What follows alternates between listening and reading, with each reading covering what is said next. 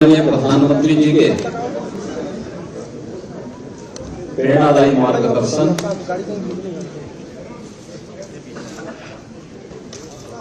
और उनके विजनरी नेतृत्व में सेवा, सुरक्षा और सुशासन के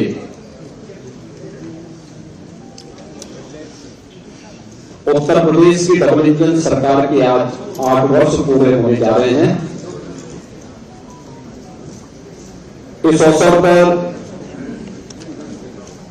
भारतीय जनता पार्टी एनडीए के अपने सभी सहयोगियों की ओर से मैं आप सबका इस विशेष संवाद में हृदय से स्वागत करता हूं और प्रदेशवासियों को 8 वर्ष की इस शानदार यात्रा के लिए, जिसमें उत्तर प्रदेश की 25 करोड़ जनता जनार्दन का व्यापक समर्थन और आशीर्वाद प्राप्त हुआ है, इसके लिए उन्हें मैं हृदय से बधाई भी देता हूं। अभी यहां पर मंच पर उपस्थित मंत्रिमंडल के मेरे वरिष्ठ सहयोगियों और एनडीए के जुड़े हुए हमारे सभी वरिष्ठ नेताओं ने 8 वर्ष की उपलब्धियों को लेकर के उत्तर प्रदेश की इस यात्रा को डबल इंजन सरकार ने कैसे आगे बढ़ाया है, इससे संबंधित एक रिपोर्ट कार्ड आपके सामने प्रस्तुत किया है और एक लघु वीडियो फिल्म के माध्यम से भी उसे प्रस्तुत करने का प्रयास किया गया है। आप में से ज्यादातर लोग जानते हैं 8 वर्ष पहले उत्तर प्रदेश की स्थिति क्या थी, उत्तर प्रदेश की पहचान क्या थी, उत्तर प्रदेश की अर्थव्यवस्था और उत्तर प्रदेश का इंफ्रास्ट्रक्चर क्या था, ये किसी से छुपा हुआ नहीं है। ये वही उत्तर प्रदेश है जिसके सामने पहचान का संकट था। ये वही उत्तर प्रदेश है जहां पर किसान आत्महत्या करता था, युवा पहचान के लिए मुहताज था, बेटी और व्यापारी असुरक्षित थी। ये वही उत्तर प्रदेश है जिसने दंगों के माध्यम से बिगड़ती हुई अपनी अर्थव्यवस्था को देखा है, झेला है।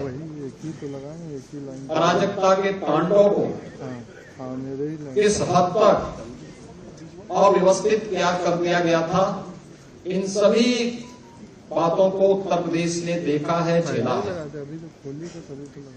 लेकिन प्रदेश वही, तंत्र वही, केवल सरकार बदलने से कैसे व्यापक परिवर्तन लाया जा सकता है, यह इन 8 वर्षों में उत्तर प्रदेश की जनता जनार्दन ने महसूस किया होगा, हर तबके के लोगों ने महसूस किया होगा। जनता जनार्दन के लिए भारतीय जनता पार्टी और एनडीए की ओर से जो कार्यक्रम तय किए गए, उनका प्रभावी क्रियान्वयन किस रूप में हुआ है, या आज इसी से आप देख सकते हैं कि जो उत्तर प्रदेश 8 वर्ष पहले बीमारू राज्य माना जाता था, देश के विकास का बैरियर माना जाता था, जिस उत्तर प्रदेश को 8 वर्ष पहले केवल एक श्रम शक्ति के रूप में लोग जानते थे, आज वही उत्तर प्रदेश 8 वर्ष बाद देश की अर्थव्यवस्था ग्रोथ इंजन बनकर के उभरा है। आज वही उत्तर प्रदेश 8 वर्ष की इस यात्रा के दौरान देश के अंदर अर्थ पुंज बनकर के उतरा है, अर्थ शक्ति के रूप में उभरा है। आज यही उत्तर प्रदेश अच्छा, मैं सही कहूं? प्रत्येक सेक्टर में जो देश के विकास का एक बैरियर माना जाता है, वही उत्तर प्रदेश देश के विकास देखिएगा। का ब्रेक थ्रू बन करके हाँ, उसको एक नई दिशा देने के लिए हर एक सेक्टर में आगे बढ़ता हुआ दिखाई दे रहा है। खासतौर पर अगर मैं एग्रीकल्चर सेक्टर की ही बात करूं, 2017 के पहले उत्तर प्रदेश के अंदर ये क्षेत्र पूरी तरह उपेक्षित था। हम लोगों ने हमेशा इस बात को माना है कि विकास की जो ये अवधारणा है, हमें पहले अपने उन सेक्टर को चिन्हित करना पड़ेगा जिसमें हमारे लिए सबसे आसान और सबसे महत्वपूर्ण संभावना है। उत्तर प्रदेश प्राचीन काल से ही इस दिशा में 2 सेक्टर में बहुत आगे बढ़कर के काम करने वाला राज्य रहा है। इसमें एक कृषि प्रधान देश, प्रकृति और परमात्मा के असीम कृपा का यह प्रदेश, अत्यंत उर्वरा भूमि, पर्याप्त मात्रा में जल संसाधन, हमारे पास एक बड़ी आबादी यहां निवास करती है। इन सबको उचित और व्यवस्थित नियोजित करके हम देश के लिए खाद्यान्न उत्पादन का एक बास्केट बनकर के उभर सकते थे। तकनीक का उपयोग करके किसानों की आमदनी को कई गुना आगे बढ़ा सकते थे। लेकिन 17 के पहले उत्तर प्रदेश का किसान आत्महत्या कर रहा था।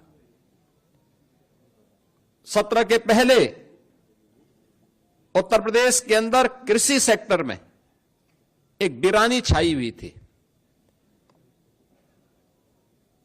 लेकिन इन 2017 के बाद ये डबल इंजन की सरकार ने जो व्यापक परिवर्तन किए हैं वह हम सबके सामने है। आपने देखा होगा जो कृषि की दर थी उत्तर प्रदेश में, वह 2016-17 तक केवल 5% के आसपास थी। आज बढ़कर के 13.5% से अधिक हुई है। और उत्तर प्रदेश की जीडीपी में इसके कारण 28% की बढ़ोतरी आज देखने को मिल रही है। और इसकी शुरुआत हमारी कैबिनेट ने, पहले ही कैबिनेट ने की थी। प्रदेश के अंदर 36,000 करोड़ रुपए की लागत से लघु और सीमांत किसानों के कर्ज माफी के कार्यक्रम को लेकर के आज उसी का परिणाम है कि जिस प्रदेश में 16-17 तक कुल यहां पे 557 लाख मीट्रिक टन खाद्यान्न का उत्पादन होता था, आज उसी प्रदेश में हम लोग गत वर्ष ही 668 लाख मीट्रिक टन से अधिक खाद्यान्न का उत्पादन किए हैं। यानी ये 20% खाद्यान्न के उत्पादन में बढ़ोतरी एक वर्ष में ही उत्तर प्रदेश के अंदर देखने को मिली है। प्रधानमंत्री ऋण मोचन की योजना से लेकर के प्रधानमंत्री किसान सम्मान निधि की योजना तक हर एक क्षेत्र में आज किसान को डीबीटी के माध्यम से धनराशि जाती। देश में आज के दिन पर प्रधानमंत्री किसान सम्मान निधि में 2,61,000 से अधिक किसानों को 80,000 करोड़ रुपए से अधिक की धनराशि डीबीटी के माध्यम से उनके खातों में गई है। प्रदेश के अंदर सिंचाई की क्षमता में व्यापक बढ़ोतरी हुई है। ये वही प्रदेश है वर्षों से जहां पर सिंचाई की परियोजनाएं लंबित पड़ी हुई थी। अर्जुन सहायक हो, बाणसागर हो, सरयू नहर राष्ट्रीय परियोजना हो, 40 वर्षों से योजनाएं लंबित पड़ी हुई थी। इस दौरान इन 8 वर्ष के अंदर प्रदेश सरकार ने, डबल इंजन की सरकार ने प्रधानमंत्री कृषि सिंचाई योजना का सहयोग लेकर के इन सभी परियोजनाओं को पूर्ण किया। लगभग 23 लाख हेक्टेयर के अतिरिक्त सिंचाई की सुविधा उत्तर प्रदेश के अन्नदाता किसानों को दी। प्रदेश के अंदर कृषि विज्ञान केंद्र स्थापित कराए। प्रदेश के अंदर कृषि विश्वविद्यालयों का उन्नयन किया। एक नए कृषि विश्वविद्यालय की स्थापना के लिए और 20 नए कृषि विज्ञान केंद्रों को सेंटर ऑफ एक्सीलेंस स्थापित करने की दिशा में कार्य प्रारंभ किए। टेक्नोलॉजी मिली, अच्छे बीज मिले, परिणाम क्या हुआ? धान में, गेहूं में, दलहन में, तिलहन में,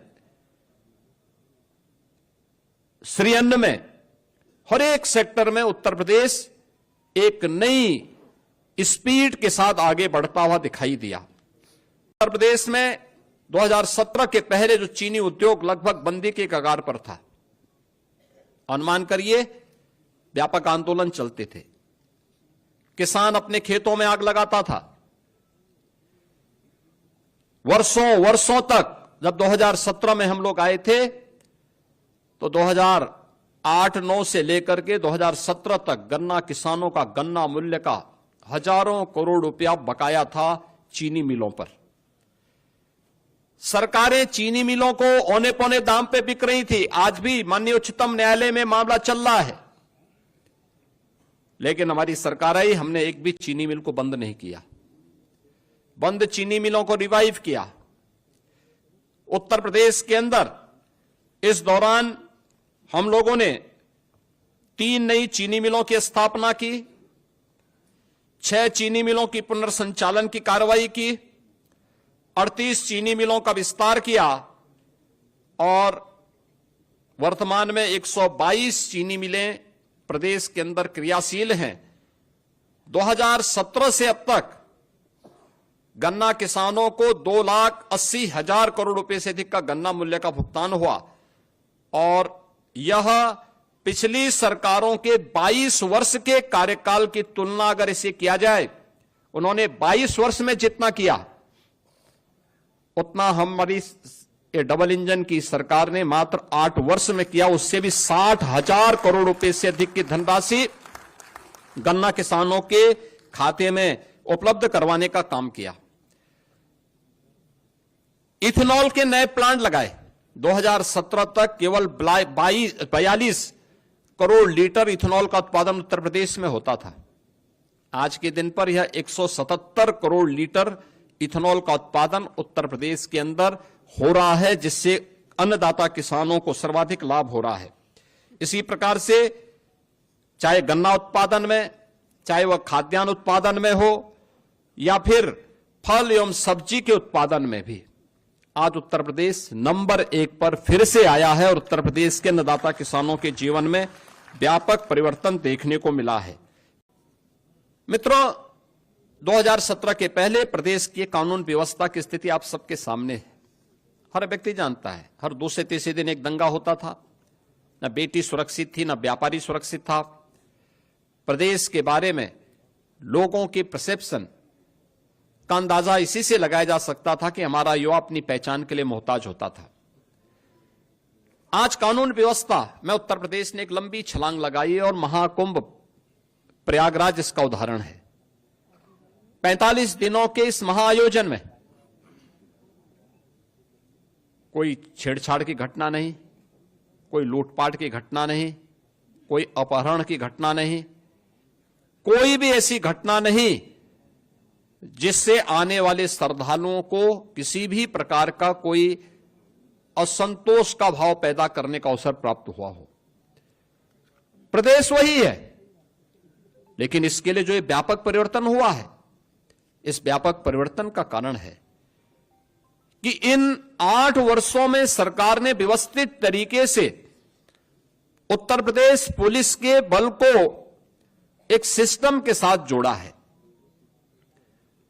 आप अनुमान करिए, अब तक उत्तर प्रदेश पुलिस बल में पिछले 8 वर्ष में, जब 2017 में हम लोग आए थे, 1.5 लाख पुलिस कार्मिकों के पद खाली थे। सरकार की नियत पर जनता जनार्दन को भी और माननीय न्यायालय को भी संदेह था, क्योंकि भर्ती की प्रक्रिया पारदर्शी नहीं हो सकती थी, नहीं करते थे। लेकिन पहली बार हुआ जब पारदर्शी भर्ती की प्रक्रिया के माध्यम से सरकार ने 1,56,000 से अधिक पुलिस कार्मिकों की भर्ती जो आज सेवा दे रहे हैं उन्हें उत्तर प्रदेश पुलिस बल का हिस्सा बनाया है और अभी हाल ही में 60,200 से अधिक पुलिस कार्मिकों की नई भर्ती भी संपन्न की है, जिन्हें कुछ ही दिनों के अंदर ट्रेनिंग की प्रक्रिया के साथ जुड़ने का अवसर प्राप्त होगा। यानी आप अनुमान कर सकते हैं कि 2,16,000 से अधिक केवल पुलिस कार्मिक अकेले उत्तर प्रदेश पुलिस बल में भर्ती हुए हैं। और ये भर्ती की प्रक्रिया के साथ साथ उत्तर प्रदेश में जब 17 में हम लोग आए थे, 10 जनपद ऐसे थे जहां कोई पुलिस लाइन नहीं थी। पुलिस के बैरक की स्थिति आप देख सकते थे, सब टूटे फूटे थे, कोई व्यवस्था उनके लिए नहीं थी। ट्रेनिंग मात्र 6,000 पुलिस कार्मिकों की ट्रेनिंग की क्षमता थी। आज उनके इंफ्रास्ट्रक्चर को बढ़ाया गया। सभी 10 जनपद जहां पे कोई पुलिस लाइन नहीं थी, या तो पुलिस लाइन का निर्माण पूरा किया गया, बल्कि पुलिस कुछ जगह निर्माण का कार्य पूरा किया या निर्माणाधीन है।